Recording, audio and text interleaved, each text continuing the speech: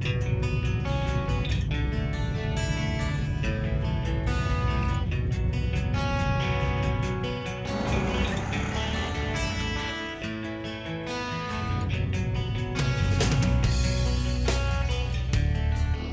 વિશેષ ન્યૂઝમાં હું દિનેશ સિંધવ એક વિશેષ વ્યક્તિને મળવા છે. હું પહેલી વાર મળવાનો છું.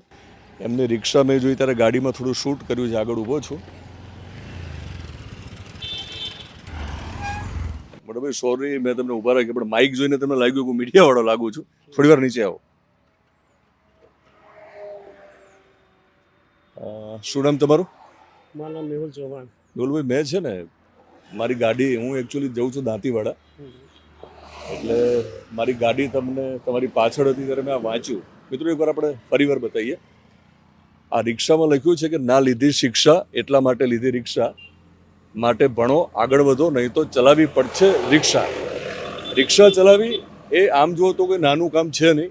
કોઈ પણ વ્યવસાય એ હંમેશા પોતાનો હોય ત્યારે એ ગમતો હોય છે, પણ શિક્ષણનું જે મહત્ત્વ છે એ મેહુલભાઈ સમજાવી રહ્યા છે ને કે રિક્ષાવાળો જે મોટાભાગે આપણે એવું માનીએ છીએ કે ભાઈ રિક્ષાવાળાની આવો આ બાજુ ભાઈ રિક્ષાવાળાની વાત આવે ત્યારે હંમેશા એવું માનીએ છીએ કે ભાઈ એ લોકો ટ્રાફિકમાં ગમે તે રીતે ગાડી ચલાવતા હોય, એમની લોકોને એલર્જી હોય, એ પ્રકારની વાતો થતી હોય છે. પણ એક રિક્ષાવાળો એવો પણ છે કે પાછળ એવું સૂત્ર લખ્યું છે કે જે શિક્ષણનું મહત્ત્વ સમજાવે છે કે શિક્ષણ શા માટે લેવું. તમારો થોડો પરિચય આપ્યો. તમારું નામ તો કીધું જ છે તમે. તમારું ગામ કયું? મારું ગામ ચંડીસર. રિક્ષા કેટલા સમયથી તમે ચલાવો છો? મારી રિક્ષા 1.5-2 વર્ષથી. 1.5-2 વર્ષ રિક્ષા શા માટે ચલાવવી પડે છે? પછી આના ઉપર આવું. રિક્ષા હવે ઘર કામમાંથી બધું ઘર કામ માટે ચલાવું. કેટલું ભણ્યા છો તમે?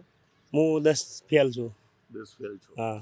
ઓકે, તો આ શા માટે લખાયું મને સમજાવો. મારા ઘરમાં બધા એજ્યુકેશન, મારા કુટુંબમાં બધા એજ્યુકેશન છે, ખાલી હું પોતે રહી ગયો છું. જાણે મારો ભણવાનો સમય હતો ને એ ટાઈમે રખડવાનું ના તે બધું મારા પોતે રવડી જ ગયો છું વિંદાથી. પછી આટલી થોડી ઉંમરથી ના કોમ ધંધે લાગ્યા અને પછી મને થોડો આ ઉપાડ લાગ્યો આ વિંદા. તમને એવું લાગ્યું કે જે તે સમયે તમે ભણ્યા હોત તો વધારે સારું હતું? વધારે સારું હતું. હાલ મારી બેન ભણે, એમએ કરે, મારે એમને ભણાવવા માટે હું પોતે ફેમિલી બધે બહેનો બધા ભણાવવા માટે પ્રોસેસ પૂરેપૂરી હું કરું, પણ હું ભણ્યો નથી, મને અફસોસ થયો પૂરેપૂરો. બેન અત્યારે એમએ કરે છે? હા, એમએ કરે. એટલે બેન ભણી શકે એના માટે તમે રિક્ષા ચલાવો છો? હા હા. બરાબર. અને આ વિચાર કઈ રીતે તમે જાતે જ વાક્ય બનાવ્યું છે? જાતે જ મેં પોતે જાતે જ વાક્ય બનાવ્યું છે. ક્યારે, કેટલા સમય પહેલા વિચાર આવ્યો? રિક્ષા તમે 6 મહિના પહેલા લીધી? રિક્ષા મારા 1.5-2 વર્ષ વર્ષથી છે. આ લખાવાનો વિચાર ક્યારે આવ્યો? લખાવાનો વિચાર હમણે અમારા એક ભાઈને પ્રમોશન મળ્યું ને એના પછી મને વિચાર આવ્યો. એમનું પ્રમોશન જોઈને એવું લાગ્યું કે શિક્ષણ ખૂબ મહત્વનું છે. એટલે તમારા સમાજમાંથી, કુટુંબમાંથી જે લોકો આગળ છે એમના પ્રમોશનને ને એમના વિકાસને જોઈને લાગ્યું કે ભણવું જોઈએ. એટલે તમે તો નથી ભણી શક્યા, બહેનોને તમે ભણાવી રહ્યા છો. બહેનોને શું બનાવવું છે? મારા બેનને તો પોલીસ અધિકારી જ બનાવી. બરાબર. અને આજે તમે લખ્યું એ વાંચીને ઘણા બધા લોકોને ફરક પડે છે? ઘણા લોકોને ફરક પડે છે. ઘણા લોકો મારા રિક્ષા પાછળ વાંચે ને તો એમ ફોટો બી પાડે છે ઘણા લોકો. હા, એટલે શિક્ષણનું મહત્વ લોકો સમજતા હશે. હા, સમજે.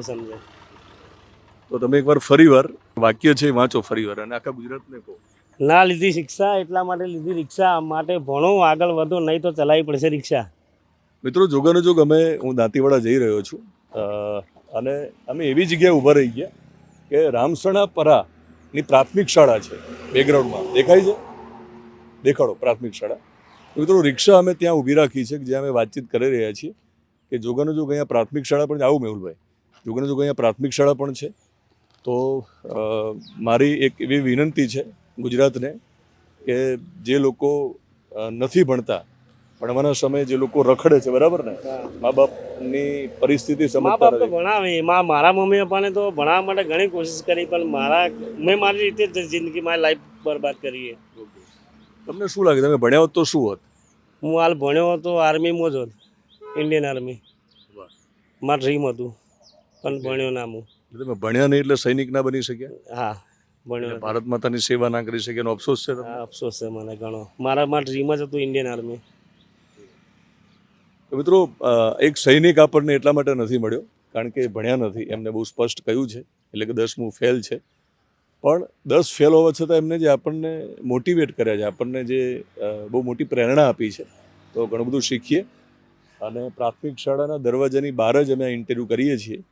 તો આ એક વ્યક્તિ તમારા માટે એક દરવાજો ખોલી રહ્યો છે, એક વાક્ય લખીને રિક્ષા પાછળ, જે દરવાજો તમે બંધ કર્યો હશે કદાચ, અને એ દરવાજો તમારા નસીબનો દરવાજો પણ હોઈ શકે, બરાબર ને? એટલે ન ભણો તો તમારા નસીબને છે ને એનો દરવાજો બંધ થઈ જાય, કોઈક તાળું મારી દે. તો ચાલો, પ્રાથમિક શાળામાં તો આપણે અંદર નહીં જઈએ, પણ આમ જતાં જતાં આપણે આ વિડીયોને પૂરો કરીએ.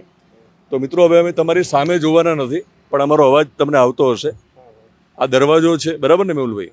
આ દરવાજે દરેક લોકોએ જવું જોઈએ અને શિક્ષણ મેળવવું જોઈએ. થેન્ક યુ અને વેરી મચ. મારા મોટિવથી કોઈ બીજા કોઈ બી વ્યક્તિને આ જે લખ્યું છે, મોટિવ કોઈ થઈને એક છોકરો ભણીને નોકરી લાગે ને, એ મારા માટે મહત્વનું છે, મોટા મોટું. પણ ઘણા બધા લાગશે, એવું પણ બને કે તમારી રિક્ષા પાછળ વાંચીને કોઈને વિચાર આવે અને એનો વિચાર બદલાય કે હવે રખડવું નથી, ભણવું છે. તો એવું પણ બને કે એ કલેક્ટર પણ બની શકે અને આર્મીમાં પણ હશે. Thank you.